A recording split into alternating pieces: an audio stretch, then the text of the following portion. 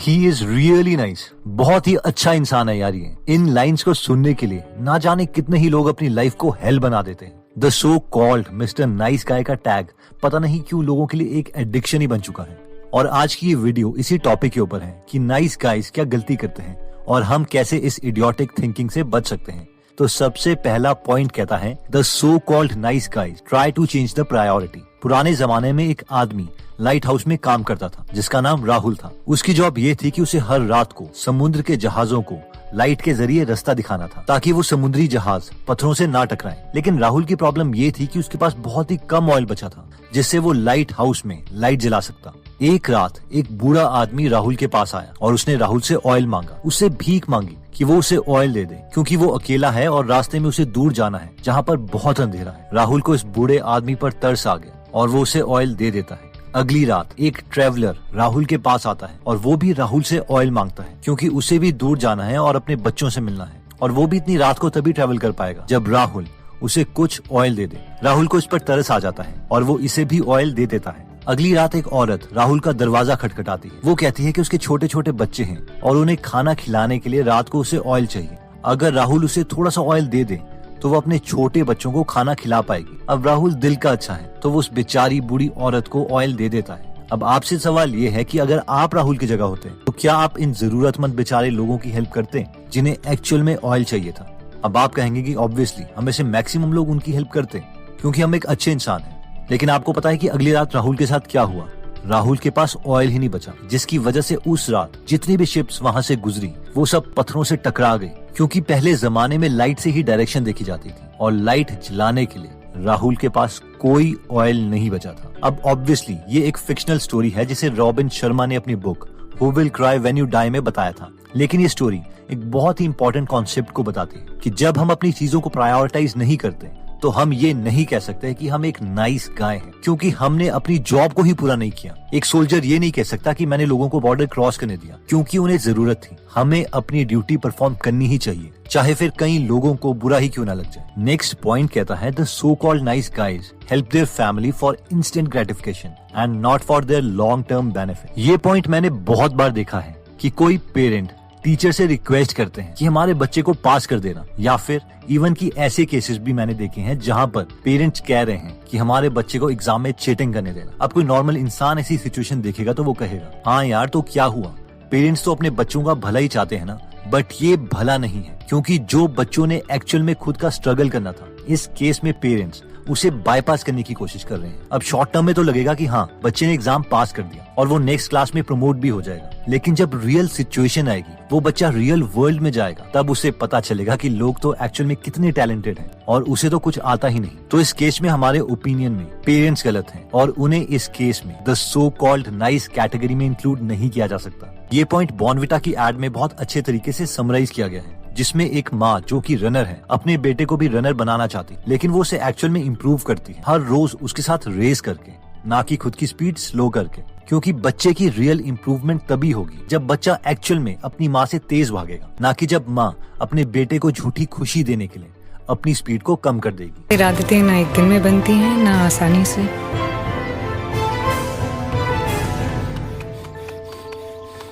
तो जिस दिन वो मुझे हराएगा मैं जीत जाऊंगी। सिर्फ एक माँ अच्छी आदतों की अहमियत समझती है। ये सिचुएशन बच्चों के साथ स्टडीज में भी एप्लीकेबल होती है। बहुत कम टाइम और मेहनत लगती है बच्चे का खुद होमवर्क करने के लिए और बहुत ज्यादा मेहनत और टाइम लगता है बच्चे को एक्चुअल में सारे कॉन्सेप्ट्स क्लियर करने के लिए। तो हम उन पेरेंट्स को भी सो कॉल्ड नाइस नहीं कह सकते जो बच्चे को इंस्टेंट खुशी दे रहे हैं लेकिन उनका लॉन्ग टर्म करियर को कॉम्प्रोमाइज कर रहे हैं।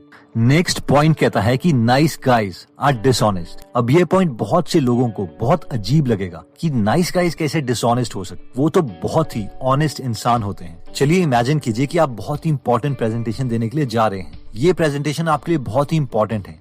अगर ये प्रेजेंटेशन ठीक रही तो आपको आपके करियर में बूस्ट मिल सकती है और अगर इस प्रेजेंटेशन में कुछ गड़बड़ी हुई तो आपका बहुत मजाक भी बन सकता है क्योंकि उस प्रेजेंटेशन में सारी ऑडियंस बहुत इंटेलेक्चुअल है। अब ऑब्वियसली आप कोई रिस्क नहीं लेना चाहते इसलिए आप प्रेजेंटेशन से एक दिन पहले अपने बेस्ट फ्रेंड को कॉल करके बुलाते हैं क्योंकि आप उसे प्रेजेंटेशन दिखाना चाहते हैं, उसका रिव्यू लेना चाहते हैं। अब वो आपकी बात मान जाता है और आपकी प्रेजेंटेशन सुनने के लिए आपके घर आता है। आप उसे आधे घंटे तक प्रेजेंटेशन देते हैं और बाद में उसका फीडबैक पूछते हैं। आपके फ्रेंड को प्रेजेंटेशन देते ही पता चल गया था कि वो प्रेजेंटेशन बहुत ही खराब बनी है। इसमें मेन रिसर्च फैक्ट्स ही गलत हैं, लेकिन वो नहीं चाहता था कि आपको बुरा लगे, इसीलिए वो आपको कहता है कि प्रेजेंटेशन ठीक है और ऑडियंस को ये प्रेजेंटेशन बहुत अच्छी लगेगी। आपको कॉन्फिडेंस आता है और आप प्रेजेंटेशन को और इम्प्रूव करने के बजाय घूमने चले जाते हैं। अब नेक्स्ट डे एक्चुअल में आपकी प्रेजेंटेशन होती है तो ऑडियंस आपका बहुत मजाक उड़ाती है, आपको बुरा लगता है और आप समझ नहीं पाते कि आपने अपने फ्रेंड से फीडबैक लिया था। आपका फ्रेंड इंटेलिजेंट भी था और उसने तो कहा था कि आपकी प्रेजेंटेशन बहुत अच्छी है, और फिर ये इतना बड़ा ब्लंडर कैसे हो गया। आपके लाइफ की मेन अपॉर्चुनिटी आपके हाथों से निकल गई। आप अपने फ्रेंड से पूछते हैं और वो कहता है, यार मुझे पता था तेरी प्रेजेंटेशन अच्छी नहीं बनी, लेकिन मैं नहीं चाहता था कि तुझे बुरा लगे। अब इस स्टोरी में आपका फ्रेंड एक so called the nice guy है, क्योंकि वो नहीं चाहता था कि आपको बुरा लगे, इसीलिए उसने आपको जेन्युइन फीडबैक नहीं दिया। हो सकता था कि अगर आपका फ्रेंड आपको जेन्युइन फीडबैक देता तो आप प्रेजेंटेशन ठीक कर लेते। इस कैटेगरी के फ्रेंड्स को हम एक्चुअल में नाइस गाय नहीं बोल सकते, क्योंकि बेशक ऐसे सो कॉल्ड नाइस गाइज हमें थोड़ी देर के लिए खुश कर देते हैं अपने झूठे फीडबैक से, बट फाइनली ये बहुत बड़े डिजास्टर्स को लीड करता है। नेक्स्ट पॉइंट कहता है कि नाइस गाइज अवॉइड कॉन्फ्लिक्ट। मेरे एक पड़ोसी हैं जिनका 7 साल का एक बेटा है। मैं थोड़े दिन पहले उससे मिला था और उसके सारे दांतों में कैविटी लग गई थी। I mean, पूरे के पूरे फ्रंट दांत सड़ चुके थे। वो छोटा बच्चा बड़ा ही क्यूट था, इसलिए मैंने उससे पूछा कि क्या आप मीठा खाते हो। पहले उसने कहा नहीं, फिर उसने कहा हाँ, सोने से पहले 2 चॉकलेट्स। मैंने कहा और आपके मम्मी आपको ब्रश करने के लिए नहीं कहते? और उसने कहा कहते तो हैं, लेकिन मैं रोने की एक्टिंग करता हूँ, इसलिए वो मुझे कुछ नहीं कहते। वो मुझे बहुत प्यार करते हैं ना।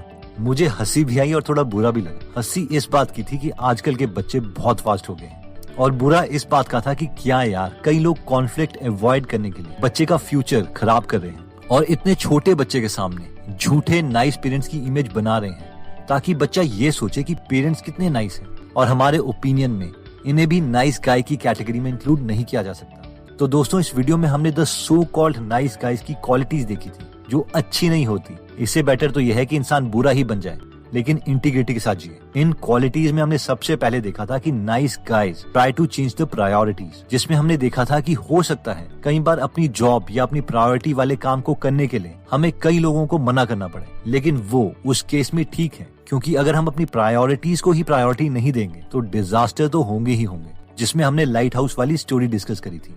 फिर हमने देखा था कि नाइस गाइज अपने फ्रेंड्स और फैमिली मेंबर्स को इंस्टेंट ग्रेटिफिकेशन देना चाहते हैं, ना कि एक लॉन्ग टर्म बेनिफिट, जिसमें हमने पेरेंट्स का एग्जाम्पल देखा था और बॉर्नविटा की एड के बारे में डिस्कस किया था। फिर हमने डिस्कस किया था कि नाइस गाइज आर डिसऑनेस्ट, यानी कई बार वो जेन्युइन फीडबैक नहीं देते ताकि उनके दोस्तों को बुरा ना लग जाए, लेकिन बेटर यही रहता है कि किसी को शुगर कोटेड बातें बोलने से बेटर ये है कि हम उन्हें रियलिटी अभी बता दें ताकि वो अपनी गलतियों पर काम कर सके। नेक्स्ट पॉइंट में हमने देखा था कि nice guys try to avoid conflict, जिसमें हमने एक पेरेंट की स्टोरी देखी थी, जिसमें पेरेंट्स अपने बच्चे की जिद के लिए उसे हर रात चॉकलेट ऑफर कर रहे हैं और उसके झूठे रोने की एक्टिंग की वजह से उसे ब्रश भी नहीं करवा रहे। अगर हम इस बच्चे का फ्यूचर देखें तो हो सकता है कि जब इसके परमानेंट दांत आएंगे तब भी वो उतने ही खराब हो जाएं, जिसकी वजह से वो स्माइल करते हुए भी शर्माएगा, उसके फ्रेंड्स उसका मजाक उड़ाएंगे और मोस्ट प्रोबेबली उसका फ्यूचर में कॉन्फिडेंस भी लो हो जाएगा। इसलिए बेटर है कि अभी बुरा बन लिया जाए, नाइस बनने के चक्कर में बच्चों का फ्यूचर बर्बाद ना किया जाए। अब इस वीडियो में बुरा बनने का मतलब ये नहीं है कि हमें किसी का कत्ल करना है, बट दिस मीन्स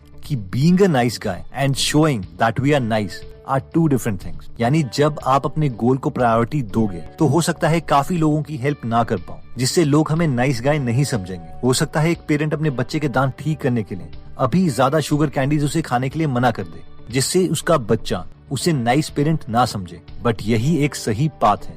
दोस्तों, अगर आप और नॉलेज गेन करना चाहते हैं, ये समझना चाहते हैं कि ठीक डिसीजन कैसे लें, आपको लगता है कि आपका कोई फ्रेंड या फैमिली मेंबर नाइस बनने के चक्कर में बहुत सेक्रीफाइस कर रहा है, खुद भी दुखी है और उसके एटीट्यूड से किसी की लॉन्ग टर्म हेल्प भी नहीं हो रही है, तो ये वीडियो आप उसके साथ जरूर शेयर करें। वीडियोस मिस नहीं करना चाहते तो सब्सक्राइब करने के बाद बेल का बटन जरूर दबा दीजिए।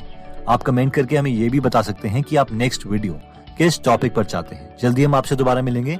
जय हिंद।